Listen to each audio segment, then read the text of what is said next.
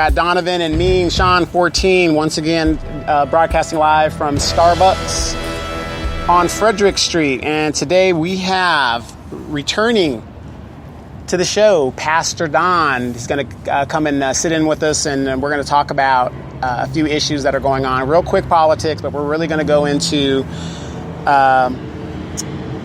recently, there was a thing of the homelessness that the governor declared. The LA City Council declared a state of emergency, and they want the Sacramento to declare a state of emergency too, so that they can get extra funding to go into it. So we're going to go into that and talk about the issues that affect us and it's affecting our city. And we got Pastor Don, and I'm blessed. I think that we're blessed to have you on the show. How you been doing? I'm wonderful. Thank you for having me. Yes. How's everything coming with the church? It's going great. I'm doing my daily devotionals every day. I'm getting great response. And I'm looking forward to doing these radio shows with you, Donovan. Absolutely. So let's get into it just real quick. Have you guys heard anything new on the political scene? Locally, not really. I went to Millie Bailey's kickoff, and I love where her heart is at. Okay. I mean, but she's going to be more than a bit overextended with everything she's trying to do at once. So for anyone listening, come show her support, show her some love, help her do all her community programs. I'm a little disappointed that she's looking to get funding from Planned Parenthood, and I think it undermines the message she's trying to do. And I just hope everyone would come support her, and hopefully she won't have to take their funding. Right, absolutely. And then, we have to look at how many 24-year-old people out there are actually putting themselves out there in the political realm and doing what she's doing. So I'm impressed that she's even doing that, because most 24-year-olds, they're sitting on the couch, they're working off and on at the warehouses, and they're trying to find a future that for some reason in this city just does not exist right now. So you've worked with Millie Bailey, Pastor Don. What are your thoughts on her candidacy? Well, I had the pleasure of meeting Millie. Matter of fact, Millie initiated a couple Bible studies in the Rancho Belago area that she played an instrumental role. Millie and I and her family, we went door to door around her neighborhood, talking to people about Bible studies and my new church plant. And if there's one word I can say about Millie that I learned from getting to know her, is that she's really got a big heart. I mean, she loves people. She loves the Lord, and she really wants to do good for the city. So I got to be honest, Donovan, I don't know all her political affiliations or her political stance, but I do know that this woman really has a big heart. Right. Well, like I said, she's young, and so if she doesn't make it this time, she can always gain the experience, and then as she matures, moves to another thing. Even if she doesn't win the election, I mean, we still need to give her support. Right, absolutely. She has a very bright future. Right, absolutely. Like I said, that's one of the things that I know a lot of my political enemies don't like, the fact that I stuck around and didn't go away after 2 years. And actually, I've kind of grown in my influence and showing people who I really am. Because if you didn't know me 2 years ago, you'd be like, well, is this the Edo plant? What's this guy about? He keeps claiming this. But, you really have to work at it in politics. So, but real quick, there's a candidate forum that's going to be this Friday, 6 o'clock, 6 to 9, and it's at the church on Postal Road. I'm sorry I do not have the information on it, but I know a lot of candidates are going to be there. I know Yixtin Gutierrez cannot make it, and LaDonna Jimson cannot make it. That I know for sure. But everybody else in my district is going to be there, and that's one of the things. And please don't forget, we are having a candidate debate September 25th, 4 o'clock to 7 o'clock, and it is going to be Rock'em Sock'em Robots on that day, because if you want to see and really hear what these candidates are about, you've got to come to this show. So to the debate. And if the candidates don't show up, they don't deserve your vote. It's as simple as that. Quite frankly, I'm wondering if Gutierrez is going to have like the news reporter earpiece with the background. Right. The old George Bush thing where he had the mic under the suit and coat. But anyway, let's get into the daily news, anything that's got, it's still hot out here. The kids are back in school. A lot of stuff is going on in the city. You know, we have a lot of issues, but we really want to talk about the state of emergency. Do you guys feel, and like I said, I like having Pastor Don here because you have a man of God that can give you the spiritual opinion. And also the church plays a very pivotal role, more so than the government nowadays, which I think is pretty sad, in outreach and where to go and how to get help. So in this state of emergency, Sean, I mean, what is your thing on that? Well, first of all, throughout history, religious organizations were the primary organizations that provided medical services and support and mental health treatment. That started in like 1800 BC when the Temple of Imhotep in Egypt started providing mental health services and day programs, and then it just kept going on until at times the mental health services were absolutely atrocious. But as the church lost influence, it became more of a matter for the government. And States. The quality of care is only, in like the last 50 years, coming back up to the standards of how people were cared for by the church. Right. So, I mean, Pastor John? Well, you know, that's funny. As you know, Donovan, I've got a church out in Paris. It's also called Reflections in Paris. And, you know, we've actually been blessed to be involved in a number of different homeless ministries out there in the city of Paris. And, you know, and most of these people have an amazing story. And they, you know, sometimes when the public hears of the homeless, they think that, you know, that they've made bad choices or they've done bad things. And that's not necessarily true. Sometimes they get caught up in, you know, job cuts and or they come out of the military and they just don't have any place to go and they just lost hope. Right. They lose hope. They don't have direction because they don't know where to go. And all they really need is they need someone who's going to care for them and love them. So what we did over in Paris is that the first thing we did is we wanted to help take care of their physical needs. So we would have a big food program that we'd go out to parks, we'd go out to different areas of Paris to find the homeless, and we would provide meals for them. We would provide clothing for them. We have a number of areas in Paris that's part of our group called Cops and Clergy that goes and clothes these people with any clothes they need.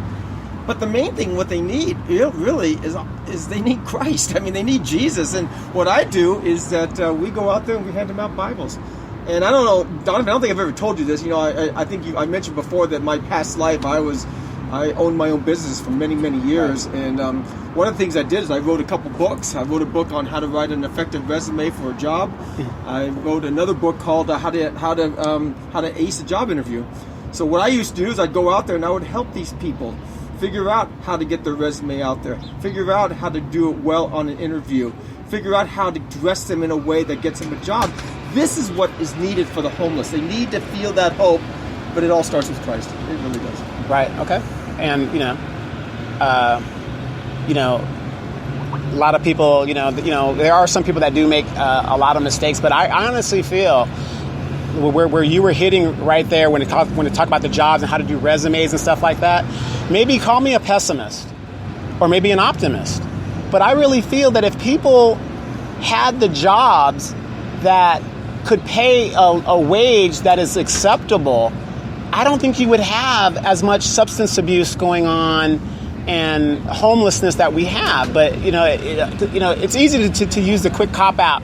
Oh well, they just use drugs, so let's just throw them away. Well, when you talk about wages, living wages, that's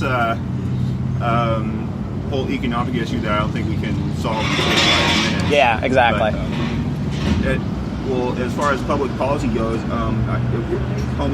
treating homelessness with public funds would need to be more of a triage system towards like, okay, are the people that are down and out, or the people with mental illness, or veterans that came back and their wounds aren't necessarily visible? Right. What about maybe those would be the first people to help out, since they're most likely to actually like benefit from it, and then work through the substance abuse issues, or if it's like someone's just like on the street because they're just a gutter drunk or a drug addict. That would be something that the church, and that would be a matter for getting Christ in their heart. But those people are going to have to really want to change, and it's going to be a lot bigger effort than people that are like down and out and looking for a job. Right. Do you think that there is a state of emergency in Moreno Valley, particularly, or in the Inland Empire, of homeless? Not yet, but it will be if we don't do something. Okay, so statistically, what do you think? What are the numbers statistically that you think, population-wise? We have a population of almost 800,000 people in the Inland Empire, supposedly. Out of that 800,000, what is the number do you think that might be homeless? I don't have numbers for the Inland Empire specifically, but statewide the number is something like 116,000. Wow, and I wonder what the numbers are of the homeless youth. Pastor Don, I'm very sure. Unfortunately, it's pretty high.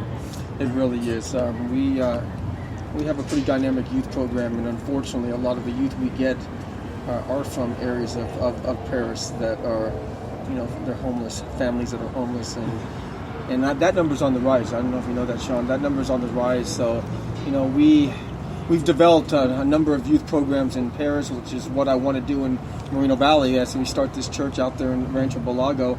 To get the youth more involved in programs that gets them off the streets. But again, with the youth, we've dealt with youth. They sometimes they are looking for government handouts. They're only looking for something that they can utilize in order to do some more bad choices.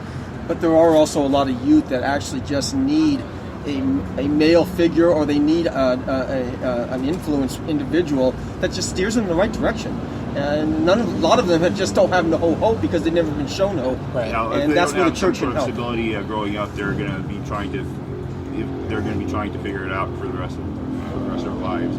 Well, let me ask you this. What do you think about compulsory military service? No, I'm just joking. I don't want to get into it. You know me. I got to do my military thing. But, like you said, I think that's a very, very serious problem. I think that if we could get involved interventionally early and help these young parents who, when you got kids raising kids, that's a problem fundamentally right there.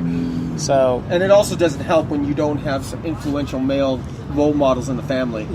These kids that unfortunately, single moms that have to basically raise all the children, and they're working 2-3 jobs, so there's no structure in the home. Right. So unfortunately, causes the child to go and kind of do their own thing, and normally at that age and their little immaturities, they do the wrong things, and that's what gets them in bad situations. And the church can only do so much, but I'll tell you this: one thing the church can do is provide hope through Christ. That's what we can do. Amen. And then there are programs out there that the church offers that can get help youth get off their feet.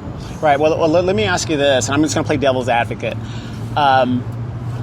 When you come from a home where the mom is working or she is on welfare, whatever the deal is, a lot of people say because of the situation where welfare has become a lifestyle, that's a problem within itself. I mean, these people might not have a substance abuse issue, whatever. It's just the lifestyle that they were raised in to where they think that's acceptable. And, I was listening to Donald Trump the other day, and he was like, hey, all you black people, your life is miserable, and you ain't got nothing going for you, so, why not vote for me, and of course that's not true, because there's a small percentage of African Americans that are on the welfare or whatever the situation is. Because we are a small part of the population, so if anyone wants to do the research, they'll find that the civil rights movement was LBJ had a big part in that. But LBJ never had any intention of improving the black community. He just wanted to. His only intention was to use the black community to stuff votes. Right. He said a few things about the black community that some people would probably be offended if I said here, but I think I know where you're going with that. I'll say it. He said that when I signed this bill, I forgot the exact name of the bill. He said this will keep those ends on the public dole for like 1,000 years or something like that. Right? Is that? Yeah, or like similar. He said they'd vote Democrat for like 200 years. Yeah, 200 years or something like that. But you got to remember, and I know people want to get upset and pump their chest in the modern age, but you got to take the context of when he said. I'm not making excuses for him, but back in those days, that's how people talked. So historically, you have to go by that. But a lot of people say that when you got these single moms out here, you know, and I'm not blaming the single moms. You got these irresponsible young men out here who, you know, it's a vicious cycle. Yeah, the dads are half the problem. Right. It's a very vicious cycle, and unfortunately, the moms are left dealing with it, and then when the mom can't deal with it, the state steps in and makes it even worse, because now, you know, in some situations, the mother doesn't know who the father is, and the father, who isn't the father, is forced to pay the money, and it's just a big old mess. Well, just to give you a little bit of an example, you know, again, an example from Paris, you know, unfortunately, the area that we're at has a number of broken homes, which there's mostly single mom families, and they've had to be dragging their teenagers to church. And when we first started the church, we didn't have any youth that I could ever see that even understood how to spell the word Bible at all. And the fact that they didn't want to be at church because they were dragged by mom or grandma to come. Right. And with the influence of a church and the influence of the leadership of a church, you know, and this is not anything I did, it's all what God did. We baptized probably a dozen of those youth in the last 3 years. Oh, right on. Right on. And again, that's not anything that, right. No credit belongs to man. That's all from God. But there's the influence, that strong male bonding influence through our through youth leaders and pastors. They're the ones that can bring some of that hope back to them. They're the ones that can bring some stability to them, something that they can even hold on to. And that's what's needed in any community. You know, black, white, Hispanic, doesn't make any difference. And with the public assistance, there's one thing I noticed. I used to have a white friend that grew up in a poor black area, and well, I don't talk to them anymore because they made some choices that I just simply cannot approve of. And but they have a degree, and yet it was interesting to see their perspective on how any type of services, it's like everything came through the government. It's like everything, even when like trying to develop services or get home loans or anything, it's like everything revolved around government services, even though they had a college degree. So it seems to me like there's a matter of perception that there's like only so much that someone in the ghetto can strive to. But let me ask you this, Pastor Don. You know, and that's a very good point, Sean. Because I have friends, and you know, I'm African American, and I'm telling you, it is no secret that you know I know people that live that lifestyle, and I'm not downing them or whatever. But you know, people make choices, and some people are, you know, they were raised that way and they think it's normal. But Pastor Don, let me ask you this: what is the solution to some? I mean, you know, I know Christ and having the Lord into that, but what are some of the programs that maybe that we could get into that could probably alleviate some of this situation of the young mothers and fathers and, you know, homelessness that we can do? I mean, what can we do? Well, again, it goes back to allowing these moms and these youth to see the hope. Again, as usual, you know, I'm a pastor, so obviously I'm always going to lead, direct them towards Christ, and that's what I believe. But you know, they just need some training too, Donovan. I mean, you know, these youth kids, they need to know that there is alternatives to the lifestyles that they've been hearing from, let's say, their peer pressure, from potential gangs or whatever. You know, they hear lifestyles that this is the only way you're going to get ahead in this community is by doing this. Well, no, that's not true. There's things that they can learn through the church and through different other very positive organizations like Boys and Girls Club, YMCA, and other areas, that there are other alternatives that is very positive. But it takes training. It takes, you know, teaching them. It takes showing them other things outside of what bad influences tell them, that lets them gives them alternatives to make better choices. And I think our role is that we need to provide those solutions for them. Right. Now, see, Sean, he said something that was very important there. He said a Boys and Girls Club. Now, Paris, the city of Paris, has a Boys and Girls Club, and I'm very sure that that's helping in the fight up there with the situation. Absolutely. Boys and Girls Club there is very active and very positive. Right. Now, here we are, the second biggest city in Moreno Valley, or Riverside County, and we don't have a youth center or nothing like that, but yet we sit here and we complain. Like right now, we're sitting here at Starbucks on Fredericks, And I'm seeing youth walk up and down Fredericks aimlessly with nothing to do. And if we had a center that these youth can go to, not a rec center. A rec center, it's for rent. You got to pay money to it. A lot of kids don't have money around here. But if they had something like a Boys and Girls Club, I mean, how can Paris have a Boys and Girls Club and bigger representation than us, and we have almost a third more population? That's a good question. I think some people on the city council need to answer that. There's a lot of people in City Hall that need to be on the show answering these questions, but it's us. Yeah. Well, I'll tell you this. I can't answer the question either, Donovan, but I'll know this. I know the family that runs Boys and Girls Club in Paris. Mm-hmm. I know the family that runs the Boys and Girls Club in Redlands. It's one of the largest ones in Inland Empire. And if I start this church when I start this church in Moreno Valley, that's one of the things I'm going to do. Youth development is one of my big issues. I will definitely do what I can from my standpoint to help bring a Boys and Girls Club here to Moreno Valley. Personally, I'm also a big fan of the Boy Scouts and the Girl Scouts too. Right, absolutely. Okay, we're going to go ahead and hit this break real quick, but when we come back, we're going to ask Pastor Don, why has the church lost the youth, and nobody's going to church? When I was growing up, you couldn't be in grandma's house without going to church on Sunday. So that's going to be one of the big questions we're going to ask when we come right back. Okay, we are back. We are back with Pastor Don and me and Sean 14, and we are talking about the crisis of homelessness. And Pastor Don touched on the need for a Boys and Girls Club, which does help alleviate our youth homelessness problem, because these kids need somewhere to go. But my question for Pastor Don is, when I was growing up, and we're about the same age, you look a lot better than me. But when we were growing up, you were dragged to church, but the church was full on Sundays, and that's not the case anymore. I mean, what happened?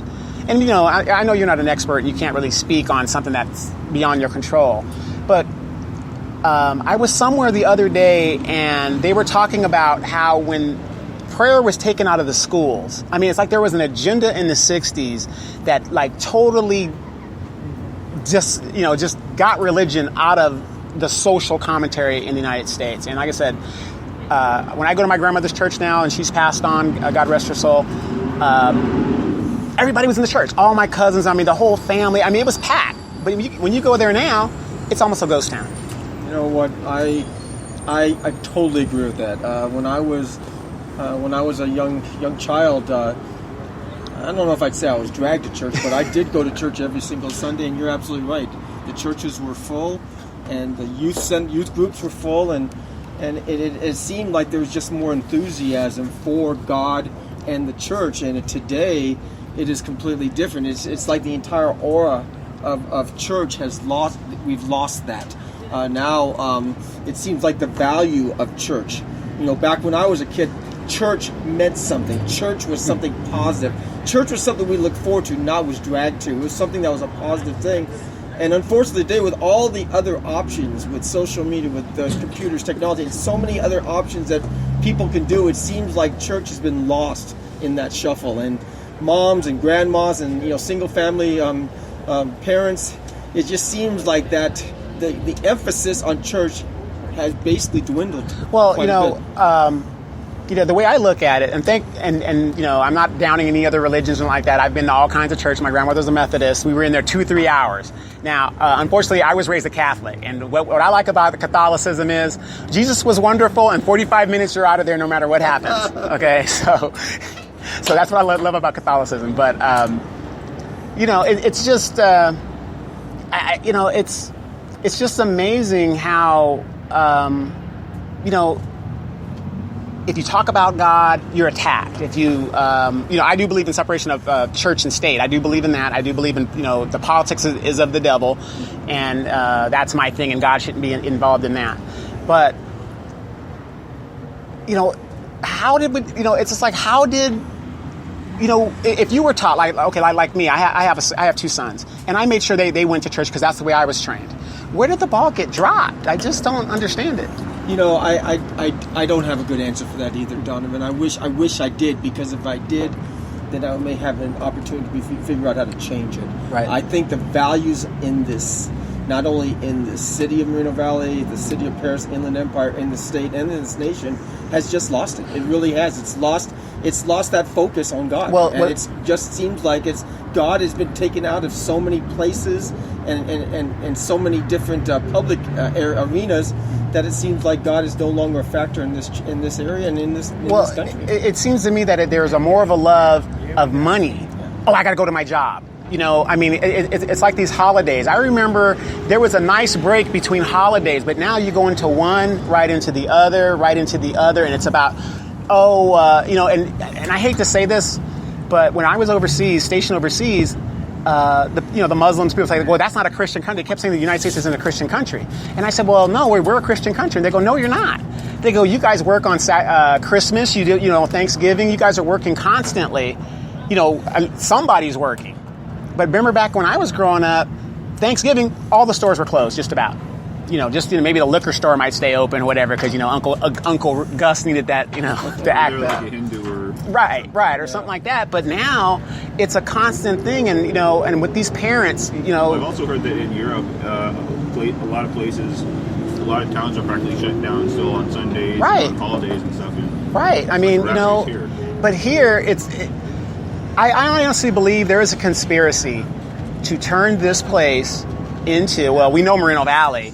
It's just, you are so busy trying to survive, Pastor Don and Sean, that you don't have time to think about God when maybe you should, and put your faith in God and do it that way and give him that one day. And I always tell people this, and like I said, I'm not a religious person, but the Bible says you give the Lord 10%. Now, he didn't ask you to do it. He told you to do it.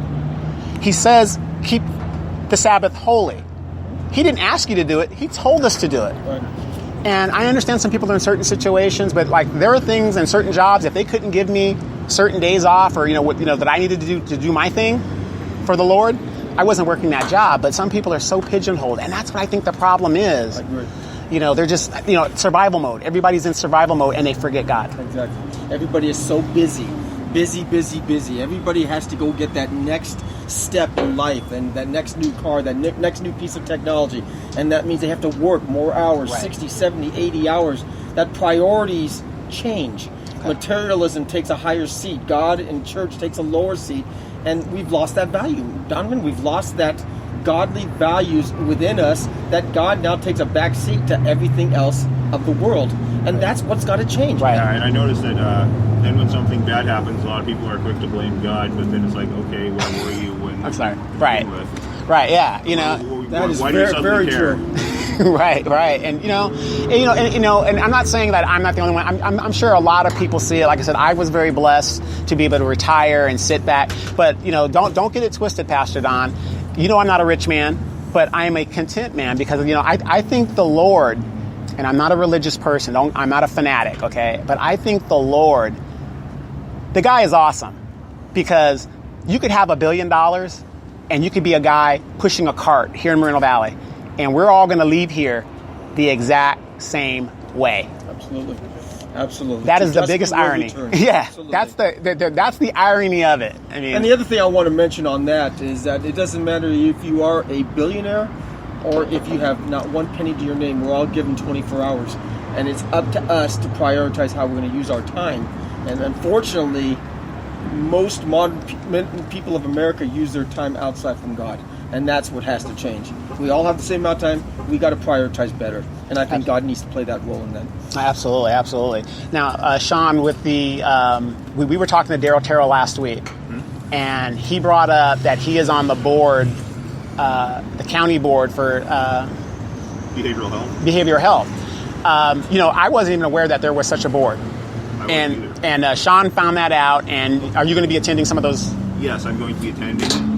And then it's taking longer than I was hoping, but I'm working on getting information about the psychiatric hospital that's going to be built at the Jordan Powers property. Okay, great. I do feel a lot of people need that, and I want everybody to start tuning in on a regular basis because Pastor Don is going to be doing a devotional, and Pastor Don has his own website. He just started last week, Pastor Don, or a week before that. and he has a YouTube channel, and you can hear him, and this show's gonna be on his channel as well. So we're gonna cross feed a lot of his messages, because this man has insight and he has a good heart, and he's not afraid to come on this show and talk about God, because I did not want to do this show. Like he said, God is in everything we do, and I didn't want to do this show without God. And even though I'm a candidate and I'm of the devil right now, Pastor Don is not afraid to sit next to me, and so we can discuss what's going on, because he's absolutely right. Without God, nothing you do really matters. And that's what we need. And just talking about this subject right now, there is somebody out there listening that is like, exactly, that's exactly what it is. That's what I need to do. And you can see Pastor Don on his YouTube channel, and it's just look up Reflections Christian Fellowship. It's on YouTube, and you're going to see his videos and his devotionals, and as he builds the church. And if you have to email him, it's Reflections Christian Fellowship @gmail.com. And I'll put all that stuff up for you guys, and just in case you need to know all that. And then Pastor Don will do his own plug.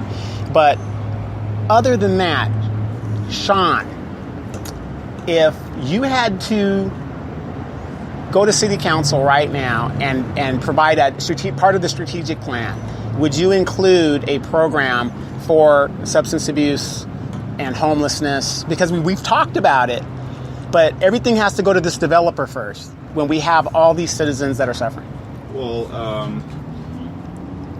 nonprofits are always going to be a huge part of it. It's not so much going to City Hall all the time. It's also going to be, we need to get other pastors on board and other churches on board to start offering, like AA, NA, Al-Anon, Celebrate Recovery, all those other programs, and get people involved.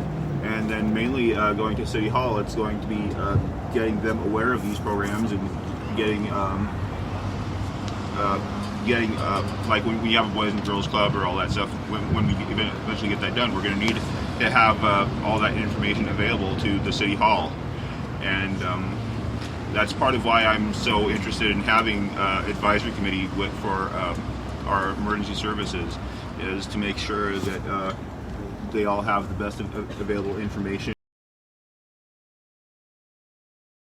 the services available, even if they're not directly affiliated with the city or the county. Okay, great. So we're going to take a quick break real quick, and we're going to come back and close it out with Pastor Don. And I want you guys to stay tuned, because Pastor Don is going to give a devotional, his weekly devotional. And just stand by, listen to it. It's going to be a great thing. We're over here at the Fredericks. We're off Fredericks at the Starbucks, and you hear a car in the background. So just come on by and have a coffee with us and join in the conversation.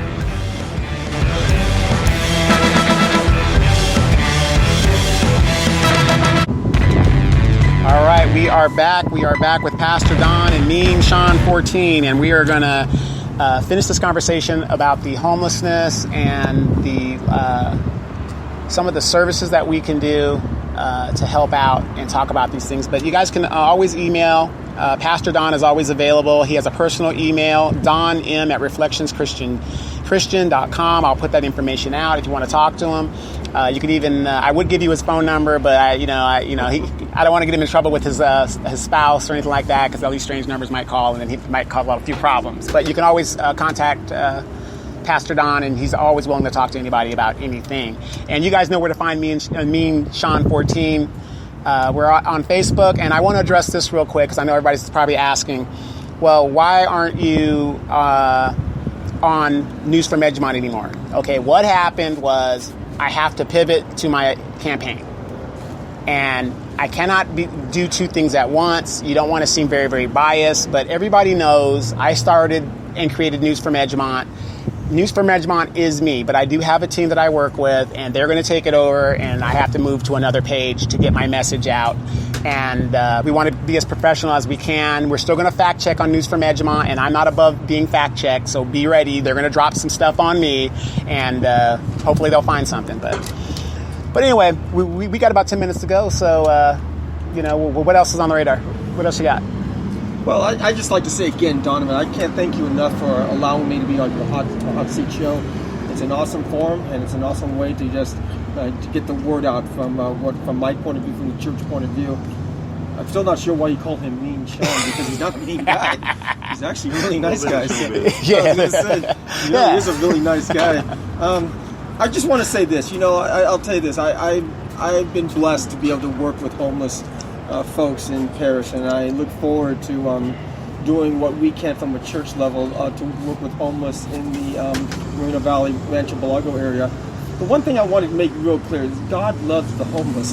God has a heart for the homeless. God, when he was on this earth, he reached out to the prostitutes, the tax collectors, the ones that had nothing. That's who God reached out. That's what the church is all about.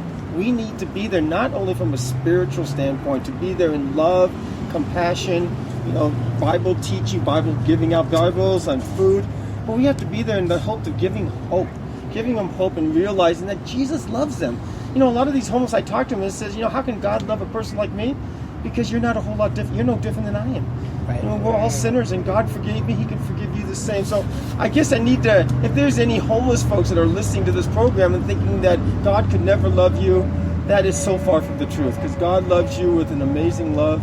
He's ready to just reach out his hand and pull you in his infinite grace, and he wants to make you pure as snow. So I just want to give that hope out to the homeless. And again, I just want to mention the fact that I am starting a church out here in Rancho Belago area of Moreno Valley.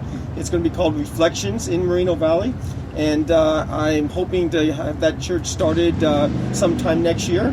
And I do a daily devotional, which I send out every single day. It's on my Facebook page of Reflections Moreno Valley Church, and you can read it there at any time, and all the past archives devotionals. And I will definitely look forward to hearing from you. I love listening to people. If you have any prayer requests or anything that is in your heart that you just want me to pray with you, I would love to do that with you. But the one thing I want to say also is that, Donovan mentions that he's not a religious man, but I'm not a religious man either. I'm a Christ man. Oh, and wow. I know that's a difference. I know this man loves God, and I know this man loves people. And what more of a Christ man is that? Is to love God first and then love his neighbor as yourself. So again, I want to thank you, Donovan, for this opportunity to be here, and thank you for letting me be on your show. Oh, right on. Like I said, and we don't want you to be a stranger here. Do not be a stranger. And I'm going to give this out because we've had a little controversy. Pastor Don does not endorse me in any way, form, or shape. Because you have a lot of candidates out there that are taking pictures with people and saying, look, thank you, Pastor, for your support, which is an inferment of endorsement. And I don't want you to get in trouble with any tax-exempt status that you might have, things of that nature. He is on the show as a spiritual, godly man, as he says, and this show cannot move forward if we do not have God in it, which is why I reached out to Pastor Don and said, hey, I need you to come on this show and give some of these people hope. And that's what we need. So, thank you again. And like I said, don't be a stranger. And we're gonna be asking you to come back, for your advice and your blessings. I look forward to every week. Hopefully, on middle of the week, I will be with Donovan. I will be doing about a 10 to 12 minute devotional, a little message that I hope and pray will uplift all listeners that tune into Donovan's show. Well, actually, Pastor Don, I was going to talk to you about this later. I would like to produce your own show, and that way, you could do your own thing, and we just set it up, and it's your show, and you control it. So we're going to do that. But Mean Sean 14. We're at the end of the week. A lot of stuff's happening. Are you going to be at the candidate forum this? Yes. Okay, you're going to be there. You were at Millie's candidate forum, and Mildred Bailey had a good one. I got the video of it. I just haven't had a chance to edit it, and I gave it to my college kids that do the video stuff. And of course, when you're dealing with youngsters, they think they have all the time in the world, and they really don't. But we do what we do. So, where can we go, off the top of your head, if I needed to go and contact somebody about homelessness, off the top of your head, is there some place that we, maybe I can contact? Would I contact the sheriff's department? Would I contact, The Salvation Army, maybe. Salvation Army, you could. Unfortunately, there's not a whole lot of services available right now. Not only has the city dropped the ball on providing public services, but they haven't really been proactive about making other nonprofit services available either. So right now, Goodwill might be able to help. Salvation Army could probably help. Sometimes various churches have things available. I think Oasis Church off of Alessandro has services available, but don't quote me on that. You have to call them first. Sure. Okay.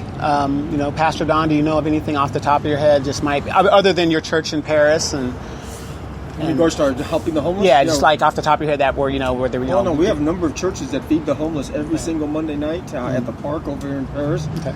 We also have a number of shelters, men's shelters. One is a men's shelter over on 4th Street. Trying to remember the name of it. Oh, it's called Free Indeed Men's Ranch, in which men who are struggling.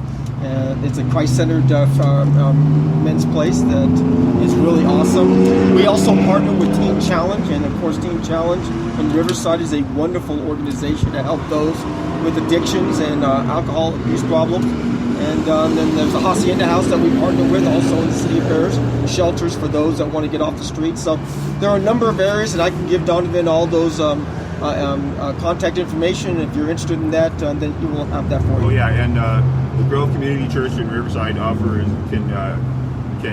put you in contact with homeless services if needed too.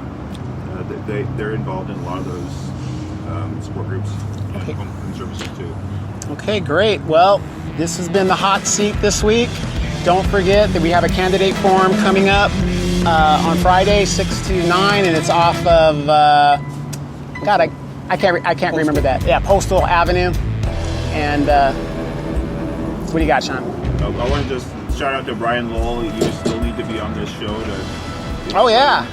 You wanted us to cut you some slack, and you need to come in and explain your point of view why. Right. Yeah. There's a lot of candidates that